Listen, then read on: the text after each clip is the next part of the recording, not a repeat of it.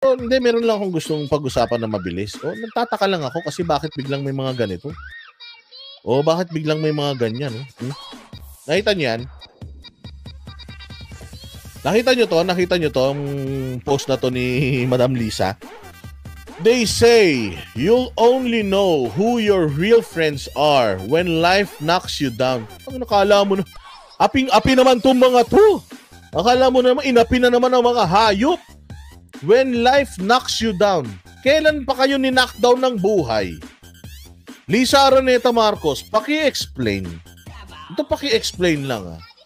Kailan pa kayo na-knock out sa buhay? Tang ina niyan. Mula pa pinanganak kayong mga hayop kayo, ang yayaman nyo na. Ni hindi kayo naghirap sa pang-tuition fee ng mga anak nyo.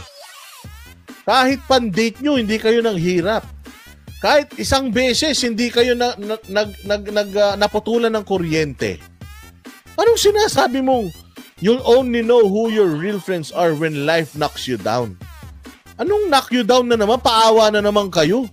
Feeling nyo na naman, inaapi kayo. Nagsasasabi nito, for all the loyalists who stood by my husband when he was at his lowest. Putang ina, laging high yan eh. Paano naging lowest yan? Ha? Paki-explain. Oy, Jan, salamat kayo kay Jan sa may sa may Korea. Anyong sayo, mabuhay ka. Ayan anong sabi niya? For all the loyalists who stood by my husband when he was at his lowest. Lowest? Bakit? Bumaba na yung tama? Dapat laging mataas ang tama. Huwag niyong hayaang bumaba. My sons and I will be forever grateful. From the bottom of our hearts, thank you for being our light during those difficult times. Putang ina, hindi ko maintindihan. Sino ba dito ang nakakaalam ng difficult times na itong pamilyang ugok na to? Ha? Putang ina niyan. Kailan kayo inapi? Kailan kayo ginutom? Ano yung sinasabi ninyong being our light during those difficult times? Ano ba yung mga difficult times na may namatay na ba dyan sa inyo? Meron bang huminto na paghinga dyan? Meron bang na-hospital na naman dyan sa bahay ninyo? Ang dami yung drama. Meron pa kayong, they say you'll only know who your real friends are when life knocks you down. Life knocks you down? Nantokwa kayo kahit minsan hindi kayo nakaranas ng hirap ng buhay tapos life knocks you down? For all the loyalists who stood by my husband and when he was at his lowest, kailan alam namin low IQ talaga yung asawa mo. Lowest IQ, yan. For all the loyalists who stood by my husband when he was at his lowest IQ. Pwede yan. Oo.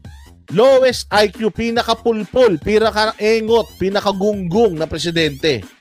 Kailangan talaga magpasalamat kayo sa mga loyalista nga. Dahil kahit wala kayong kwenta, nandiyan pa rin sila para ipagtanggol kayo. Pero putang ina, subukan yung wag bayaran mga yan. Malalaman nyo lang kung totoong kaibigan yung mga yan kapag hindi na kayo nagbabayad, pinagtatanggol pa din kayo. Kahit kailan, hindi ninyo makukuha yung status ng mga Duterte na kahit hindi magbayad, mahal ng taong bayan. Subukan nyong tanggalin yung mga troll farm ninyo. Subukan ninyong wag bayaran si Jarrett.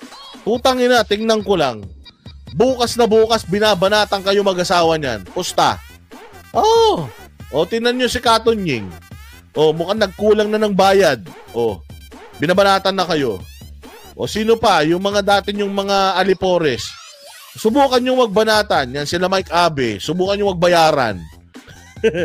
Subukan nyo magbayaran. Yan, sila Jarrett at yung sangkatutak na mga kupal na mga vloggers na inalok-alok niya ng bayad. Subukan yung hindi bayaran. Yung mga yan, tinaga. Tatingnan bukas na bukas.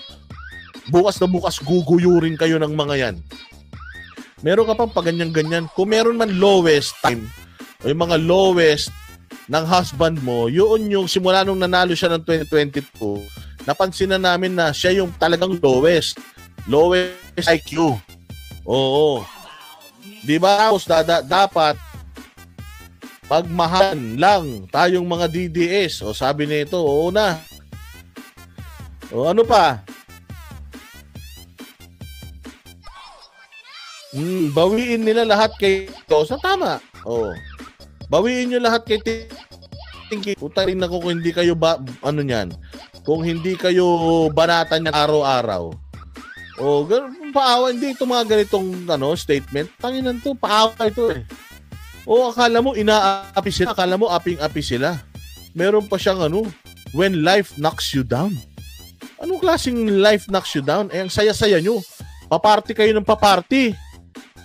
Ay na, nakakatatlong taon pa lang kayo, nakakalimang party na kayo sa Malacanang. When life knocks you down, putragis yan, ang dami nyong kinikita. Pera ng gobyerno, ninanakaw, hindi nyo man lang sinisita. Makaasta kayo ng when life knocks you down. Putangin na, bakit nalugi ba kayo? Di ba?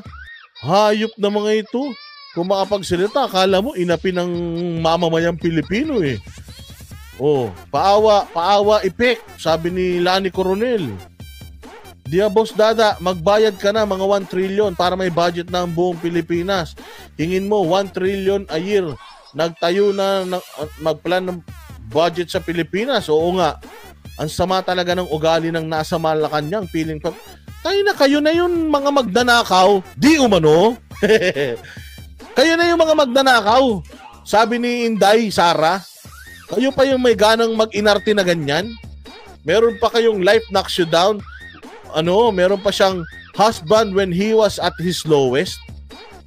Hindi nga, lagi nga mataas ang tama ng asawa mo. Tinablan dahil nag-iingay ang taong bayan.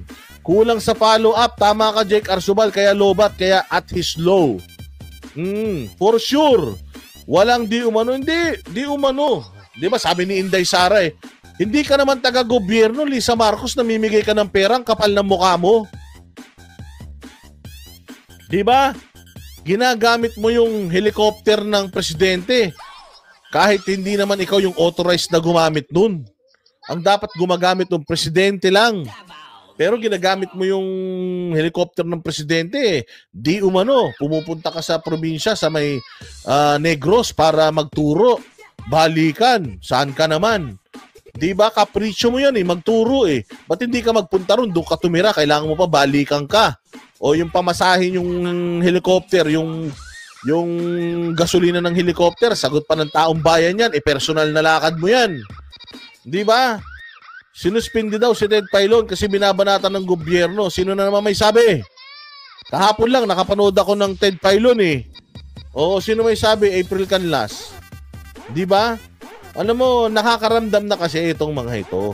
Nakakaramdam na sila unti-unti, mga bossing. Unti-unti. Nararamdaman na nila talagang nalalapit na ang paghuhukom. Nalalapit na paghuhukom. Pagdating ng January, dami nilang kakaharapin. Oh, napakarami nilang kakaharapin, mga bossing, sa January.